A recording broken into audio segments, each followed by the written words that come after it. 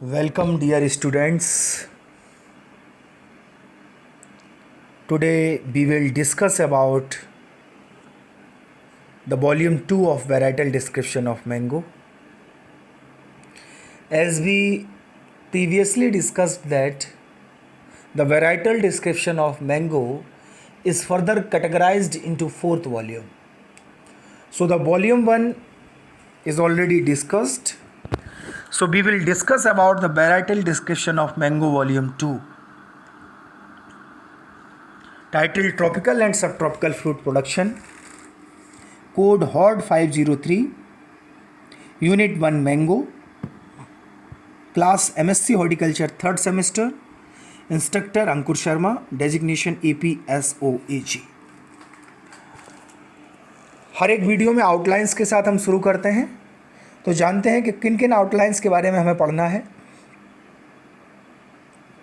इसमें हम पढ़ेंगे characteristics of an ideal mango variety,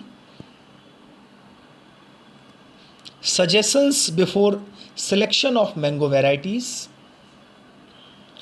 किसी भी वैरायटी को चुनाव से पहले हमें कौन कौन से सजेशंस देखने चाहिए, बताने चाहिए आपको, वो बताएंगे। इम्पॉर्टेंट कॉमर्शियल वैरायटीज़ कौन कौन सी हैं, पॉलीइम्ब्रोनिक वैरायटीज़ कौन कौन सी हैं, पॉलीइम्ब्रोनिक वैरायटीज़ के साथ साथ कलर्ड वैरायटी कौन कौन सी हैं जो कलर्ड हैं, unusual varieties, and after that hybrid varieties. In outlines के बारे में हम चर्चा करेंगे। तो स्टार्ट करते हैं हम मैंगो वैरायटीज़ में। सबसे पहले मैंगो के डायग्रामेटिक रिप्रेजेंटेशन के साथ, ये मेरे द्वारा खुद क्लिक की हुई तस्वीर है, ये हमारे ऑर्चर्ड्स की है मैंगो की। ये खुद मैंने क्लिक की है इमेज को, और ये ज़्यादातर 6-7 दिन पुरानी ही इमेज है। तो हम शुरू करते हैं characteristics of ideal mango varieties.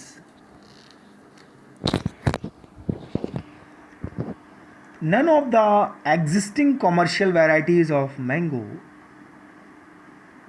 could be called an ideal type.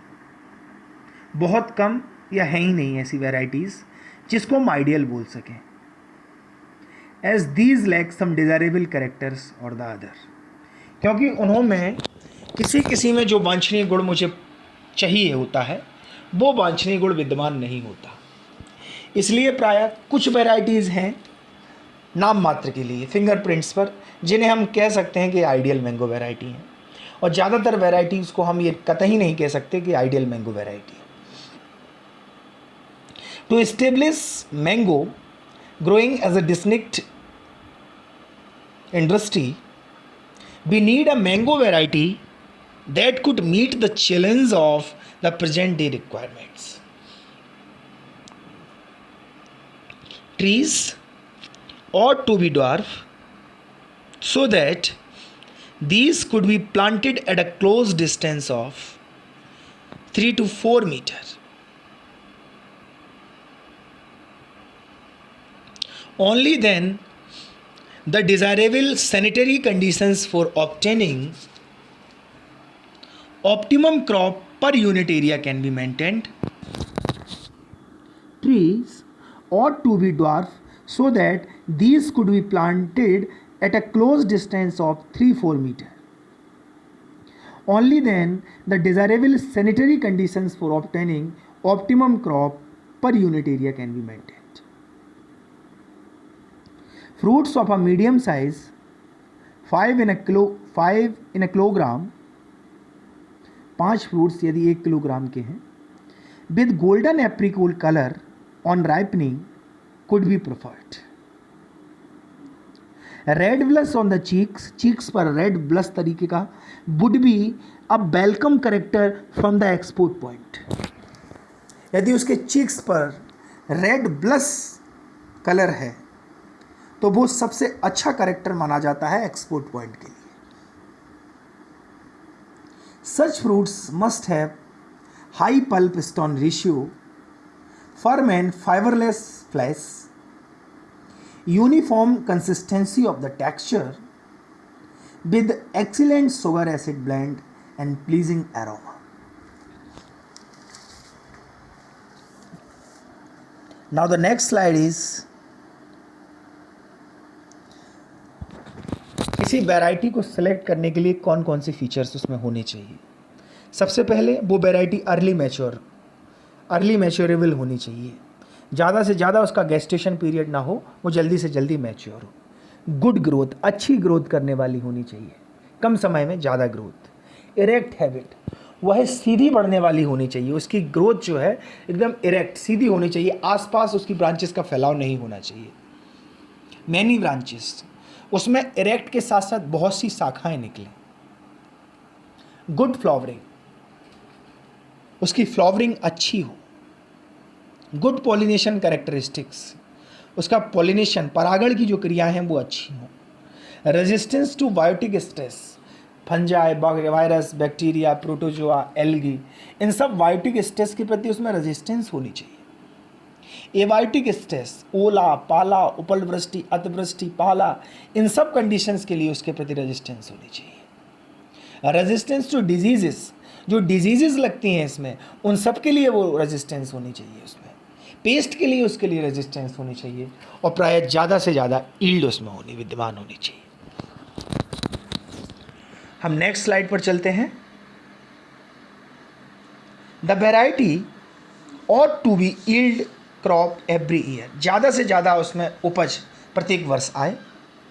It should be highly tolerant to various fungal and bacterial diseases and also to mango malformation.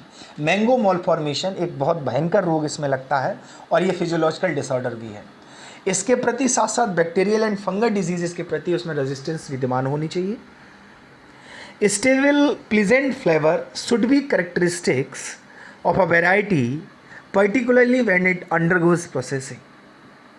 जब प्रोसेसिंग के लिए कोई वैरायटी जाती है तो उसमें प्लीजेंट फ्लेवर, अच्छी खुशबू के साथ साथ अच्छी महक जरूर होनी चाहिए.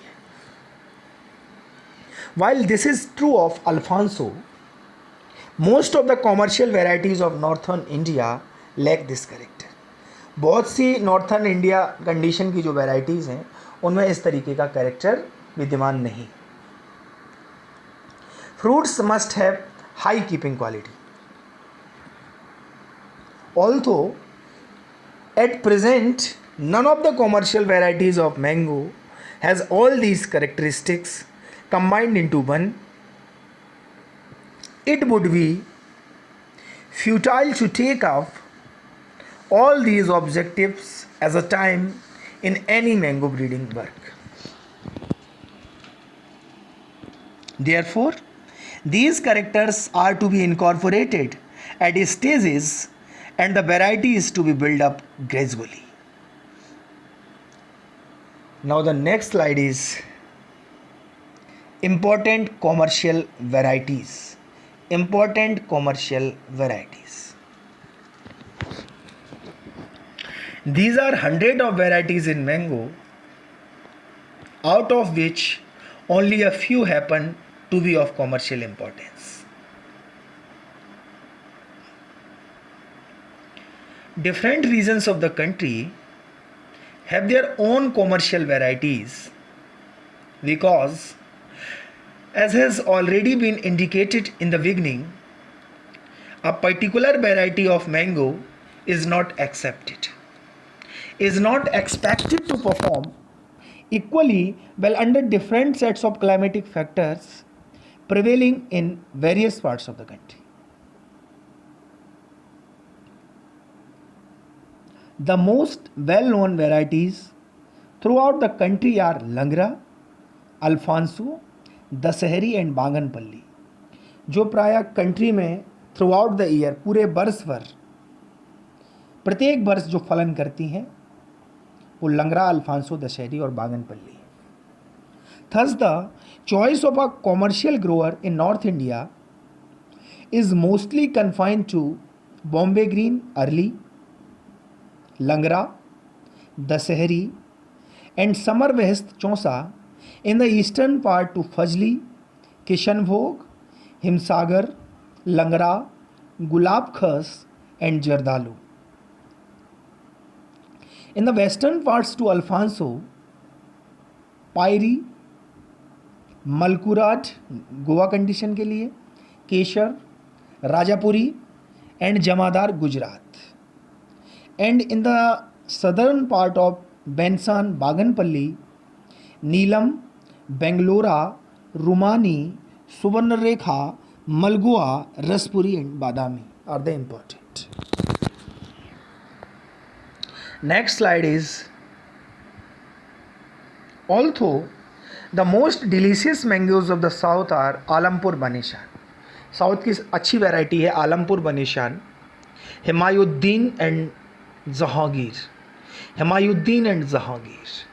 These are not commercial types due to their size varying.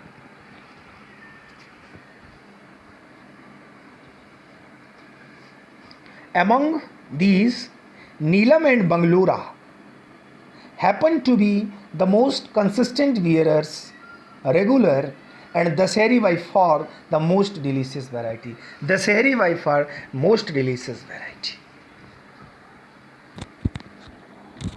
Now the next slide is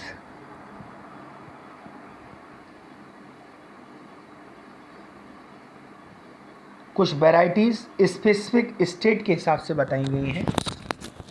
जैसे आंध्र प्रदेश एंड तेलंगाना रीजन के लिए आलमपुर बनेशान, बागनपल्ली, बंगलोरा एंड चेरुकुराशम, ये आंध्र प्रदेश एंड तेलंगाना रीजन के लिए है.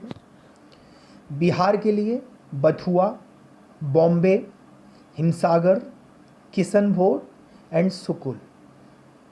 गोवा के लिए Fernandin and Mankurad, Fernandin and मनकुराट.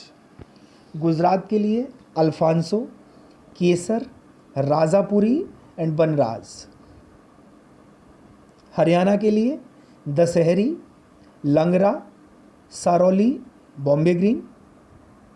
Karnataka condition के लिए अल्फांसो, बंगलोरा, मलगोआ, नीलम एंड पायरी.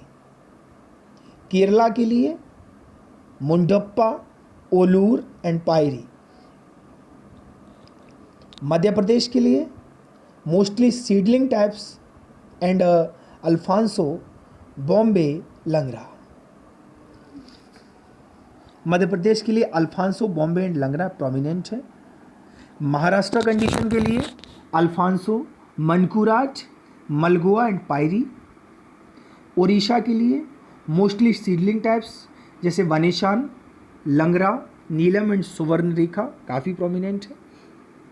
पंजाब कंडीशन के लिए दशहरी, लंगरा, संबर बहस्त चौसा. तमिलनाडु के लिए बांगनपल्ली, बेंगलोरा, नीलम, रोमानी एंड मलगोआ. नेक्स्ट स्लाइड में वेस्ट बंगाल के लिए बॉम्बे, हिमसागर, किशनभोग एंड लंगरा. उत्तर प्रदेश के लिए बॉम्बे ग्रीन, दशहरी, फजरी, लंगरा, सफ़ेदा, लखनऊ, समर बहस्त चौसा. ये ज़्यादातर उत्तर प्रदेश कंडीशंस में ग्रो की जाती हैं आम की वेराइटीज़. नेक्स्ट है polyembryonic varieties. The phenomena of polyembryony characterized by the formation of more than one embryo in the seed is known to occur in a number of mango varieties growing under different conditions of climate and soil. The seedling arising from the adventid embryos of nuclear origin are highly uniform. These can therefore be used as such for the vegetative multiplication of a polyembryonic variety. If found suitable, they can also be utilized as a standard rootstock for some of the monoembryonic varieties. In India, almost all the commercial varieties are monoembryonic. A few that are polyembryonic are comparatively of little economic value, and these are mostly confined to the west coast Kerala of southern India. Some of these are Bappakai, Bellary, Chandrakaran, Goa, Goa Kasargod, Kurukkan, Maili Palumat, Olur, Nileshwadar, and Salim. Some of the important polyembryonic varieties grown in the Philippines are Cambodiana, Carabao, Corajont, Paho, Pahutan, Pico, Sonora, and Strawberry. Now the next slide is in Pico, both the types of embryo developed approximately at the same time and at same speed. But in Olur and Carabao and Cambodiana, the egg degenerates and all the embryos in a mature seed are adventive. Uniformity in the color of emerging leaves of the seedling may, however, be a fair indication of their nuclear origin. It has been observed that some of the monoembryonic varieties may revert to polyembryony when grown under different sets of soil and climatic conditions. Some of the Indian varieties, which were mostly monoembryonic, produced more than one seedling in the Philippines. Similar positions was observed with some Indian varieties when grown under Puerto Rico conditions. This may be due to natural crossing of the monoembryonic with the polyembryonic varieties commonly grown in these regions.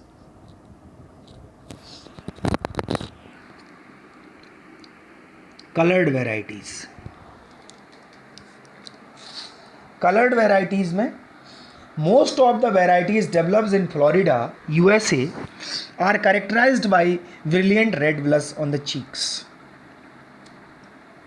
It adds to the desirable characteristics of a variety and enhances consumers' appeal. However, almost none of the commercial varieties of mango in India has this component of red blush. Red blush का ये component India के अंदर ही नहीं है. Suitable varieties of this type can be developed by breeding. Breeding के द्वारा हम इस तरीके की varieties को develop कर सकते हैं. The varietal wealth of mango in India is huge and a number of varieties are known to have brilliant red blush on their cheeks. Some well-known varieties having red color are Gulab Khas Red, Sinduria, Surekha Calcutta, Jaffran, Husnara. This has the loveliest red color, Husnara. Janardhan Pasand, Suvarnekha, Lal Malgoa and Vanraj. Sensation एक colored variety बहुत अच्छी variety. Sensation from Florida, USA is the most brilliantly colored variety of mango reported so far. Now the next slide is unusual varieties. Chitla Alphaq and Croton are unusual varieties of mango. Chitla Alphaq and Croton. The variegated fruits to the former are of an ornamental nature and serve as a sort of curiosity. Fruits are small and oblongish with undulated surface. It is quite juicy, fibrous and sweet in taste. There is also another strain of this variety which bears variegated fruits of the smaller size. Nothing is known about the origin of this peculiar variety. The leaves of croton resemble those of the croton foliage shrub and the tree is of ornamental nature. The veins in the leaves are depressed and the surface in between them is raised, presenting a peculiar leathery appearance. The fruits are small and oval. It has abundant juice and fibers and is sweet in taste. Now the next slide is hybrid varieties. This was released in 1978. Hybrid variety is released in 1978.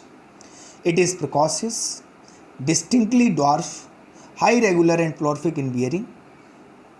It is suitable for high density orcharding. The fruit quality of Amrapali compares favorably with its better parent Dasehri in many respects. The relatively small fruit size in comparison to Dasehri is compensated by other good points which are lacking in the latter. This dot, regularity and prolific bearing, high pulp percentage and total TSS, total soluble solids. This flesh is deep orange red and has about 2.5 to 3.0 times more beta carotene content, which indicates higher vitamin A than its parent. Besides, because of the attractive flesh color, this variety appears better suited for preparing a good quality, high colorful mango nectar, for which there is considerable demand in the foreign markets. Now the next slide is references. Mango production, protection and post harvest technology मेरे द्वारा लिखी गई है, अंकुर Sharma and B K Tripathi, published by NQH Delhi, page number 56 to 98 हमने reference लिया है। आई के साथ एग्री इन्फॉर्मेटिक एंड सर्विसेज से ज़्यादातर रेफरेंस लिया है। Recent advances in Mangifera indica, Ankur Sharma, मेरी किताब है, जर्मनी ने पब्लिश की है, लैम्बर्ट पब्लिशर ने। इसमें 42 से 44 हमने किया है।